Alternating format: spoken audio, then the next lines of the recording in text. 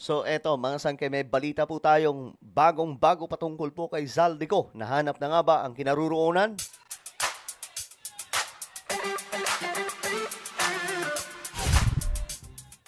Hello guys, what's up? This is me. I'm back for another vlog today. Eto, may balita po kasi tayo dito kay Zaldico na mukhang may nahagip mga sangkay sa isang video at nakita daw po ang kinaroroonan. Well, tingnan po natin.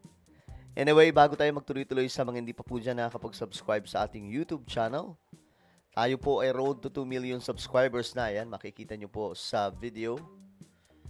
Makikita nyo po ngayon mga sangkay sa baba ng video na to, yung subscribe button. Okay, pindutin nyo po yung subscribe sa baba. Tapos i-click nyo po yung bell at i-click nyo po yung all. Okay? Sa mga nanonood naman po sa Facebook, syempre, i-follow nyo po yung ating Facebook page. Ngayon, mga sangkay, ito nga ang balita. Ayon sa report, luxury sports car na nahagip sa video ni Zaldico. Natukoy na.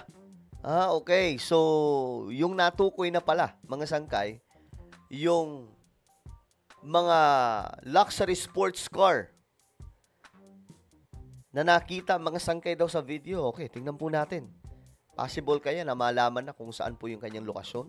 Hindi natatapos sa male-maletang pera ang pagsubaybay ng Billionaire News Channel sa bombshell videos ni dating Congressman Zaldico.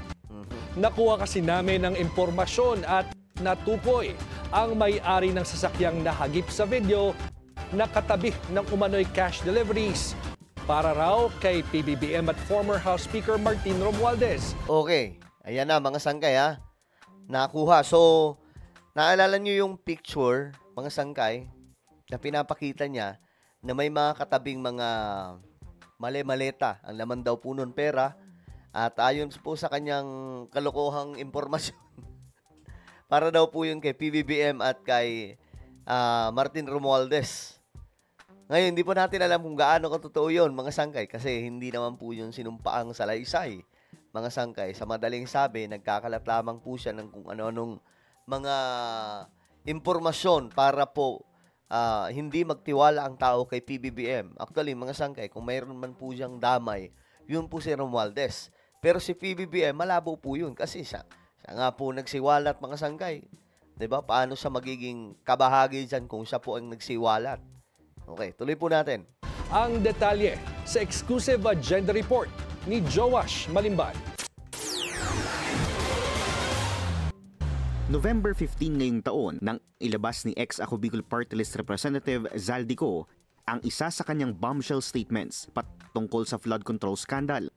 Dito niya itinuro si Pangulong Bongbong Marcos at former House Speaker Martin Romualdez bilang pangunahing recipients ng pinakamalalaking kickbacks umano sa mga proyekto ng DPWH. Okay. Sa inilabas niyang video, ipinakita ng dating kongresista ang aniyay male-maletang deliveries ng mga pera para umano kina PBBM at Romualdez. Yan. Yung katabi niyan, sports car. Pero sa isa sa mga inilabas niyang larawan, tila nahagip ang conduction sticker ng isa sa mga sasakyang katabi ng mga maleta. Para mapatunayan ang mga litrato na delivery. Ayun, ito yun mga sangkay. Ito yung sports car. So, kanino kaya yan? Ay ilalabas ko po together with this video. Eksklusibong nakuha ng Billionaire News Channel ang opisyal na mga dokumento ng naturang sasakyan. Naberipika namin na U0L960 ang nakalagay na conduction sticker dito. Ito na. Tingnan natin kung ano nga ba ang impormasyon tungkol dyan. U0L960. Kasi ang sabi niya, pinadala po ito kay Romualdez, kay BBM. Ngayon, kanino kayang sasakyan ito? Ito, nahanap po ng bilyonaryo. Very interesting, mga sangkay. Ayon sa aming pagsusuri, wala itong ongoing o finished application para sa isang plate number sa Land Transportation Office. Ayon sa mga dokumento, isang 2023 Maserati MC20 ang sports car na nakita sa larawan. Mystery gray ang model color nito. Ayon sa transaction documents, binili at pinangalanan ang sasakyan sa kumpanyang Socali Trading mula sa importer na Brilliance Auto Corporation.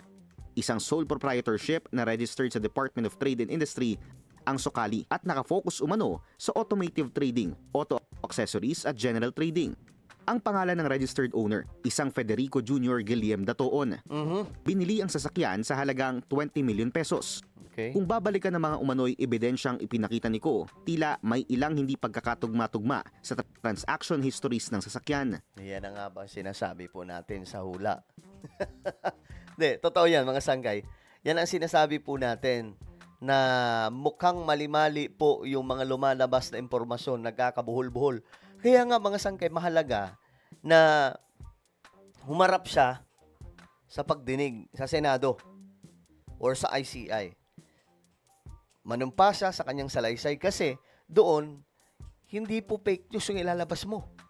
Kailangan totoo kasi tatanungin ka doon. Paulit-ulit kang tatanungin. At yung impormasyon na ilalabas mo, mabilis yan mga sangkay. Natitingnan, nahagilapin. Halimbawa yung maleta. Ngayon kasi walang pakialam yung Senado kasi nga, pambihira paano ka naman magtitiwala kung ang nagsasalita isa pong involved sa malawakang korupsyon. Tapos mga sangkay, may mga air assets na sobrang lala.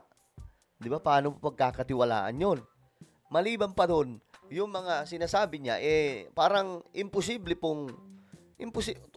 imposibleng mangyari na may mangurap. Imposibleng damay si BBM. Di ba? Mga sangkay. Ngayon, ito na, nagkakabuhol-buhol. Ayon po sa Bilyonaryo News, ha? Tayo kasi, hindi tayo basta-basta naniniwala dyan. Hindi po tulad sa iba, no? Yung iba dyan, galing ni Zaldico. Bayani siya. Ang galing niya. Very good ka.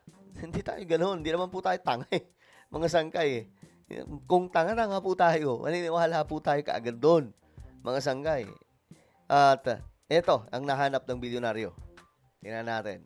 Kung babalikan ng mga umano'y ebidensyang ipinakita ni Ko, tila may ilang hindi pagkakatugma-tugma sa transaction histories ng sasakyan. Okay. June 5, 2023, dumating sa Pilipinas ang sasakyan. Okay. June 5, 2023, nandito na sa Pilipinas yung sasakyan. June 9, 2023 naman, nang maisyuhan ito ng clearance mula sa Bureau of Customs. Samantalang July 12 naman mula sa Philippine National Police. July 11 pa lang, iniulit na ito ng Brilliance Auto Corporation sa LTO bilang isang stock. Binili at inilipat ito sa posesyon ng Socali Trading noong December 18, 2024. Okay. Ayon sa registration papers nito. Ayon dito, natanggap ng Socali Trading ang sasakyan bilang brand new imported. Ibig sabihin, walang dokumentasyon na ginamit o binenta ang sasakyan sa loob ng 1.5 taon. Okay. Ang katakataka, kung titingnan ng date sa larawang inilabas ni Ko, November 29, 2024, ang umano'y delivery ng mga maleta sa nasabing bahay kung saan nahagip ang sasakyan. Yan na nga ba ang sinasabi ko na. Ayan na mga sanggay, paano ipapaliwanag ni Zaldico to? Halos isang buwan bago na ibenta ang nasabing sasakyan sa Socali Trading base sa registration papers. Sinubukan ng Billionaire News Channel na kunin ang panig ng Socali Trading. Pumunta ang aming team sa registered address nito sa Quezon City. Okay. Pero nang puntahan namin ang nasabing address, building ng kilalang multi-level marketing and networking company na Front Row ang aming naabutan dito. Okay. Isang bagay na mismong staff din ng Front Row ang kumumpirma sa amin.